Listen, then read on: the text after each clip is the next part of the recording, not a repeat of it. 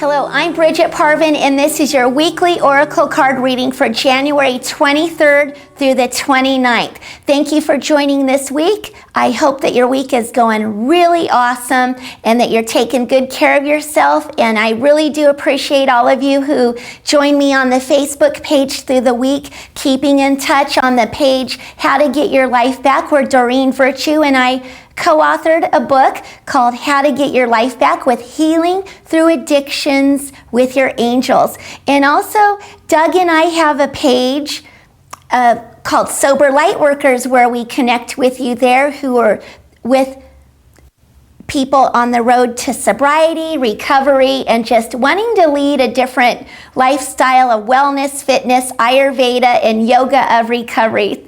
It's just great to connect with you all weekly.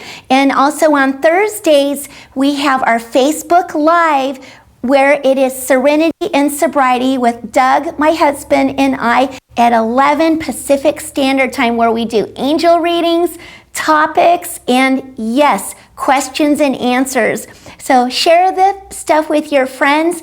We would love to have you join us. And if you feel guided where someone is in need of any of that assistance or help, send them our way, and we're just eternally grateful. So this week, I decided to use the Archangel Raphael card deck by Doreen Virtue. This is a week where our angels are really asking us to, they're saying, lay low, lay low, lay low. And if you've been called to make a change and a difference in the world, know that you're on target, on spot with being able to fulfill your dreams going in that direction. There's been a lot of different things going on energetically in the world. Just hold it in prayer. Hold it in prayer. There's a transformation going on, and there's no need to hide or duck or go undercover with it. But please do make sure that you're holding things in prayer of the things that you believe in. Okay, and just know that you're being called to make a difference in the world. That's why you're here. There's no room for aggression. There's no room for fear. And there's no room to be around people who rattle your cages anymore. If there's someone in your life that's doing that, speak your truth with love. And it's kind of like not really calling them out on it, but just say, I'm really feeling uncomfortable with this. This is a really uncomfortable situation for me, and excuse yourself. You do not have to remain in a situation where somebody's just kind of, really being a person who is shaking or rattling your cage or making you feel uncomfortable.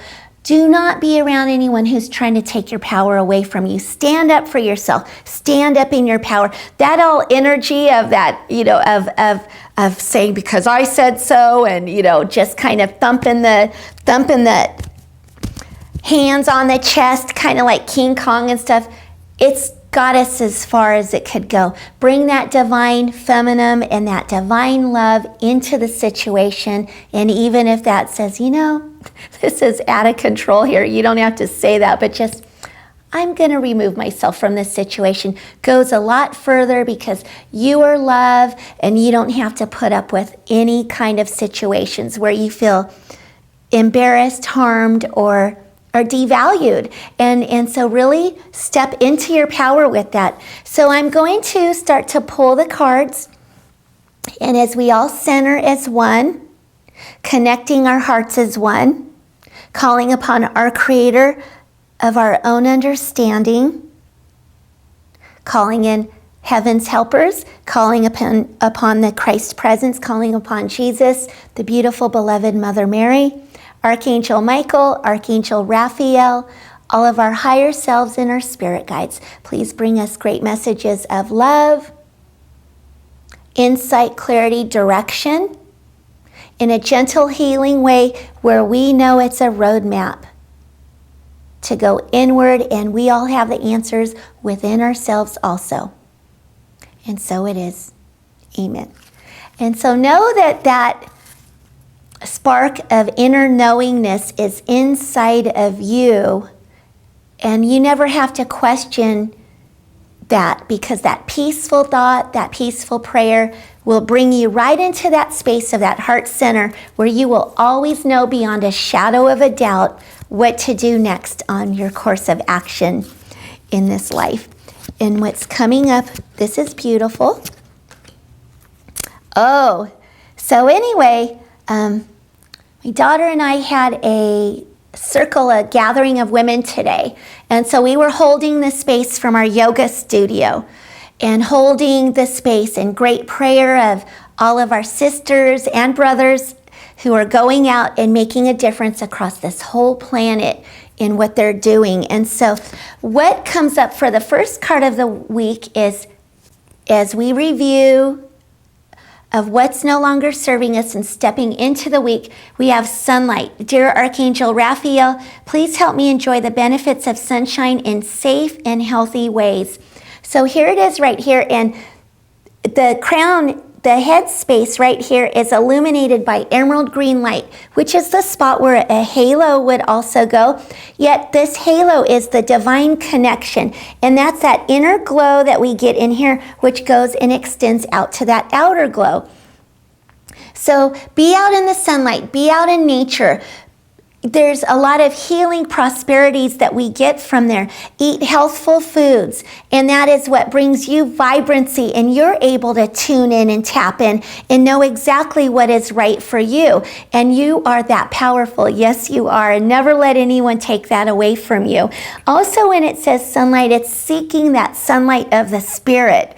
And in that is that great vastness of our Creator, that beauty and that sunlight of the spirit of just opening up and being expansive and knowing that that divine divinity is inside of you also. And so when you choose to make healthful changes in your life, where you're outdoors more, when you're in meditation, when you're in prayer, when you're ingesting and digesting foods that are the best for your own well-being. If you've been getting any type of messages to be on the course of eating differently, follow those nudges. I know for me that I'm a vegetarian, and I did end up getting messages of when to remove chicken and pork and all of those. Actually had some lifestyle changes in my life that I needed to go in that direction. It wasn't only from preference, it was because I had come across a path, a turning point in my life where I needed it for my health and wellness. And then I came across the book of Eating in the Light by Doreen Virtue, which greatly helped me with what I was ingesting into my life. So that is exactly where we're at right here at the beginning of the light, at the beginning of the light path, the beginning of the week also, and to know what we're being called to do to make great change in our life. So there's a ripple effect to go into others' lives. So if you're being called to do it, go for it. You're being divinely guided. Second part of the week, midweek, is inner authority. And in it, I like it because there's this wall here in bricks by brick, of what we're being called to do is what no longer is serving us in our life, what's holding us back.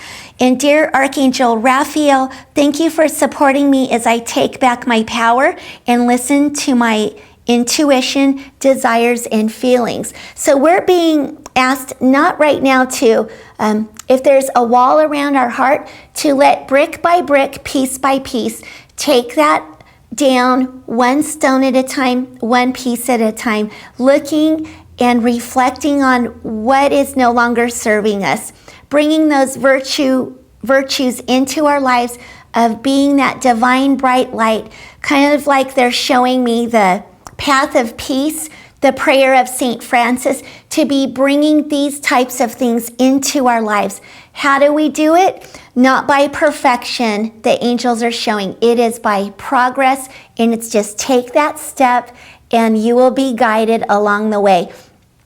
You'll be guided when to operate and to be in that moment, and what can I offer, what can I bring to the table to make this person's life easier, to make it more beautiful, to make it more peaceful, to bring it more loving, to bring more comfort.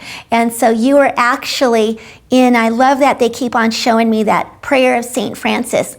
It's not like that prayer came to St. Francis because he was illuminated. What happened was through the course in life and through rock bottom with it's a prayer where it was a petition. It was a petition where he was being guided and shown what to practice when all of these things came into his life first and foremost.